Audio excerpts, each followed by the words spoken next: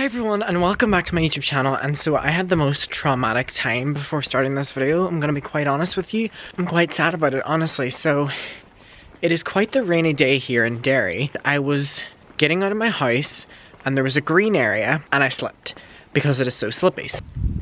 Now my jeans are soaking, so that's not something that I'm excited about at all. Period. So it is currently 5:20 in the morning and as you can see, no one's around because it's 5 AM. So I haven't done one of these like all-nighter videos in a while and people love these videos. So what I'm gonna do is talk about a few things that are running through my brain at this hour. Now a few days ago I had a conversation with a bunch of my subscribers. I basically put on my YouTube community and I was like, hey, what's your shower thoughts? And I've been reading over them for the past few days and some of them have just stuck in my head. I want to shout out the people that gave them ones and I need to talk about them because it's about to send me into a breakdown. Also y'all, Taylor Swift just released a new album. It was a surprise drop and I swear I'm about to enter an emo phase because of this album. It is so emotional. I love music and I love connecting to music and stuff like that, but not a lot of music makes me cry. Not a lot of music makes me literally be moved to tears. But anyway, this album is so, oh my god, anyway, besides the point. So Yarn and Things said, we fall asleep by pretending to be asleep. Now I've seen this thing so many times throughout all of my comment sections, people saying this, and if you think about it, that is true. You literally pretend to be asleep to go to sleep, and no one makes an issue of that. And for me, that is something that keeps me awake even longer because I'm like, oh shit, my body knows that I'm pretending to be asleep, and it's like, nah, you're not gonna catch me out. And then it's like this constant battle that I deal with. And what's really interesting is a lot of different people feel a lot of different things whenever it comes to sleeping. Some people have no issues whatsoever and can just go to sleep like that. But these are the things that I think about whenever I'm supposed to be asleep. I'm like, oh my god, I'm closing my eyes and I'm pretending to sleep so that I can sleep. Like, it is something that really baffles me, and why we don't talk about that concept enough. Like, we really be pretending to sleep.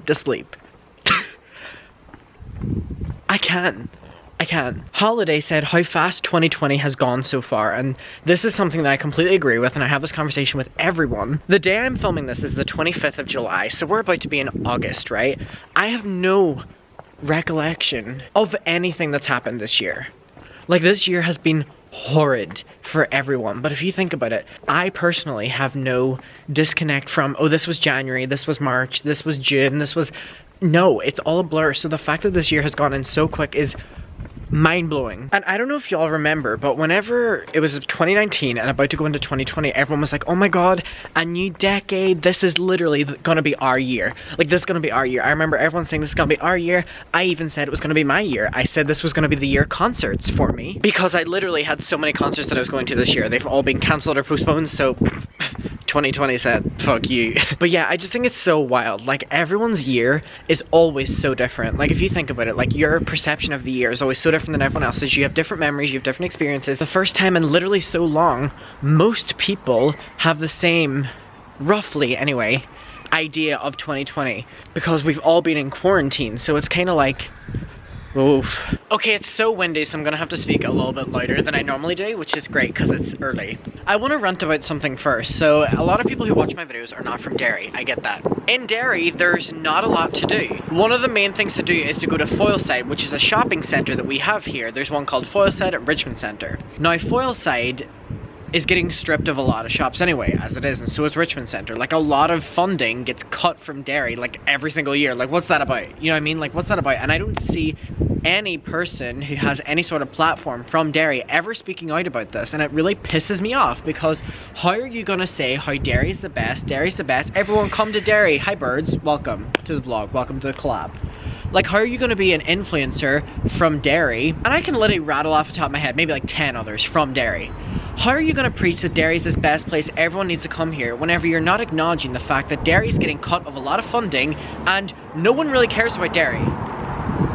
What's the big idea with that? You know what I mean? It's so fucking stupid. So one thing that happened that really pissed me off was Foyleside has been getting stripped of a lot of shops recently. A lot of shops have just been leaving. This was before coronavirus and stuff. One of the shops that was always a staple in Foyleside was a bookshop. Now, it wasn't just a bookshop, it was books, magazines, stationery. It was where you went for your back to school stuff. And honestly, it's very iconic within Derry. So the name of it is Eason's. I don't know if any of y'all know what that is, but it's literally the only bookstore that we had. Now it's just been announced that Eason's will not be staying in Derry and that they will be closing down. Now I think a bunch of us knew this was happening because they haven't lifted their shutters in their shop in Foyleside, and every other shop has, and everyone was like, what's going on here? And this is really irritating because what they're gonna do is take away Eason's and put in another Poundland or something like that. Now if you think about it, there's already like 6 Poundlands in Derry, and there's no other bookstores or there's no other stationery stores or whatever in Derry, and it's really pissing me off because we're constantly getting funding cuts to our city and no one speaks up about it. We're always a back thought and no one ever puts us first in terms of being from Derry. Like, oh, we'll not give the funding to Derry or whatever. The last time Derry got proper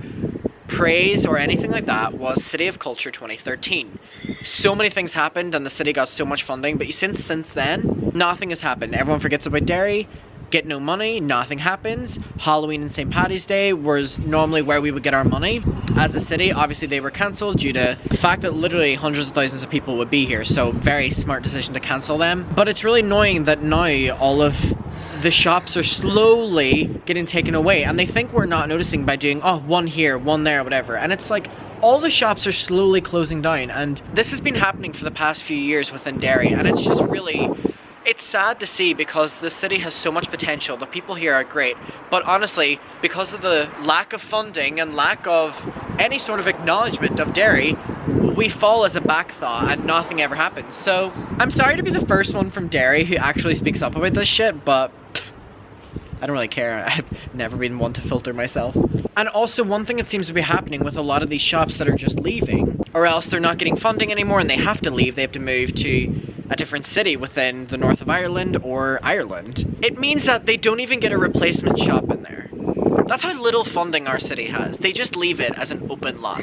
Right behind me, there's literally Halloween shops that have been here since last Halloween. And it's not just like a, oh, coronavirus thing. No, it happens every single year where some of the big lots will be rented out for Halloween shops and literally they do not get used any other time of the year. And it's kind of like the city has so much going for it yet has nothing going for it, if that makes any sense. So I was contemplating whether I wanted to include something like this in a video, but I just, while I'm here, it really annoys me because I'm looking through, and if I was a tourist coming to Derry, I'm thinking, what is there to do? You know what I mean? If you want to go for shops,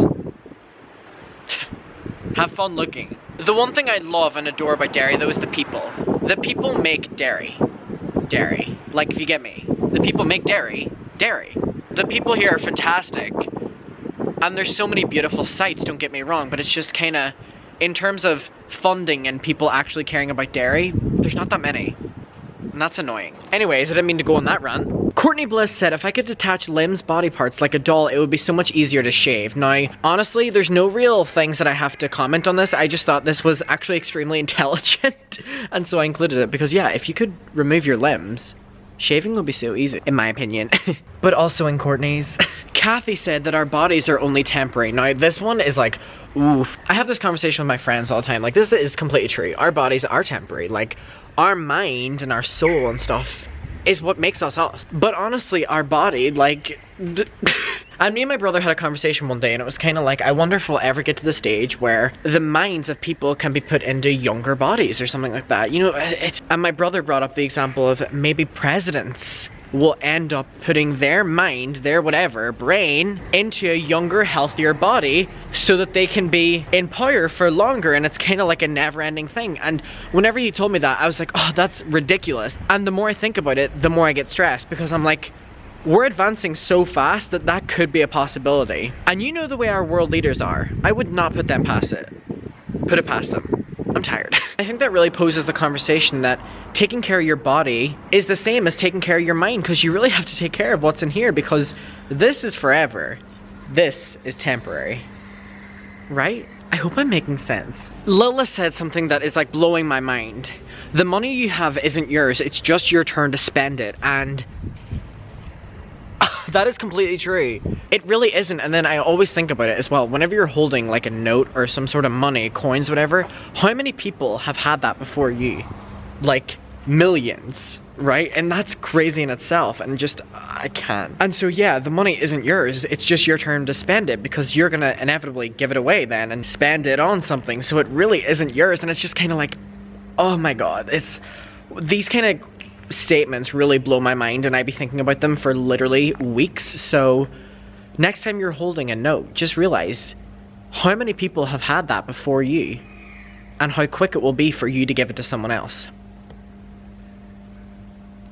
This is my 5 a.m. brain. Renee said, now Renee's always on my live streams, and Renee is literally a badass bitch. I love you. So Renee said doppelgangers. Now doppelgangers is something that really confuses me because so many people say I look like so many characters. Normally they're poking fun at me. But you know what? Either way, doppelgangers are so quite terrifying actually, because it's like you can look more like a doppelganger than you do your own siblings. How does that make sense? Like, it doesn't make sense. So doppelgangers are completely a wild thought for me, and if you ever see someone that you're like, oh my god, it looks like Adam, please send to me, because I literally like obsess over it, and I'm like, this is crazy. People have sent me doppelgangers of me, and I've literally looked more like them than I do my brothers. That's creepy. Oh, how does that work? That bee said something that I want to say. I don't really want to comment on it because it makes me quite uncomfortable, but I just needed to read it out. Your skeleton is currently wet.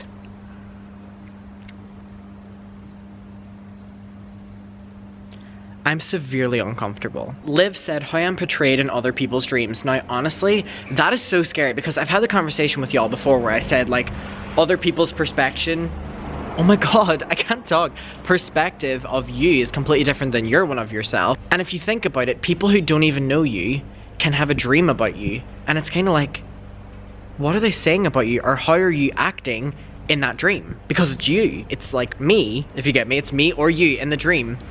And it's our personalities and it's our bodies that they're seeing in their dreams, but we're not controlling and we can't control it. So it's kind of like they base our actions off of their probably small time knowing us, and now that's really creepy, because it's kind of like, what are we doing in their dreams? First of all, what are we doing in their dreams? But it's kind of like, what actions are we doing in their dreams? Because we can be really rude to them in their dreams, or we can be the nicest person in the world. And that's all based on their perception of us. And now that is kind of like, okay, so I may or may not have gone to the shop that's down there. It's open 24/7. I didn't even know this. And I got some fit. Do you want to see my diet? It's bad. Okay, so I got 2 pot noodles and some Watsits. My diet is great. Sorry, this is like what I eat whenever it's like 5 a.m, you know what I mean? Okay, so when I was in that shop, a thought came into my head that I just have to talk about. So I always think about the fact that my grandkids, proof of me when I'm young, is gonna be these videos. Isn't that crazy? Like, I would have loved that if I could look back on my granny or something like that, and she was like a beauty guru. Like, I just think, again, it would be so iconic that if my granny, who I love and miss her so much, if she was like a Zoella beauty guru back in the day, and she was like filming these vlogs and stuff that I'd be able to look back on now. And so I am now making that for my grandkids. Now, right now I'm like about having kids, just because like having kids. Then again, I'm only 17, so. But I just think it's so wild how I'm literally documenting my life, and it's on the internet. Like, I've literally documented growing up on the internet. That's wild. Not only is it wild, you can literally look back on certain years and be like, oh my god, here's 14-year-old Adam, here's 13-year-old Adam, 10-year-old Adam, 9-year-old Adam, then like 17-year-old Adam, and there'll be soon 18-year-old Adam. Like, I've literally went from child to adult on YouTube. I think that is so dope, and it's also super weird, like, whoa. I think social media can be such a scary thing when it comes to documenting your life, but I think, wow, the fact that my grandkids can watch a day in the life that I posted back in 2020 is so bizarre and so amazing. And so that's if YouTube doesn't get deleted. Oh, whoops. Oh my god, I kind of jinxed it. Oh shit. Shit.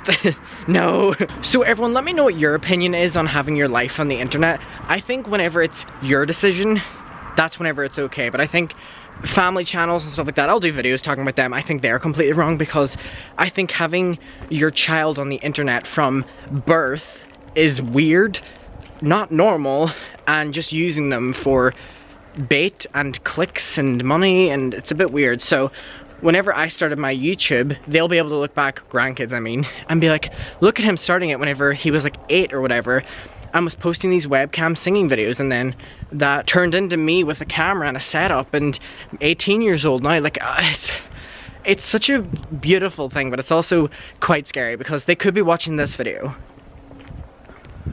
That's wild. But it's also like your soulmate could be watching your video right now. Hello, soulmate. Do you like what you see? I I hated that, I'm sorry. But that's also so weird because my life is on the internet. I really don't know who's watching, and it's kind of, whoa. It's like a Gabby Hanna poem at the end. It's kind of like, whoa. Okay guys, I'm gonna end this off. It is super windy. Oof. I love you. Please comment on this video because I love responding to the comments on these kind of videos. I really do fuck with y'all so much, and I love reading your comments, and whenever people write me like huge paragraphs of like commenting on different sections of the video, I love that so much, and just know that I do read them. Even if I don't respond immediately, I'm reading them. I'll love your comment and I'll respond whenever I can, but just, I appreciate it. So make sure you comment on this video and talk about the things that I've talked about, and we can have a little discussion. So I love you.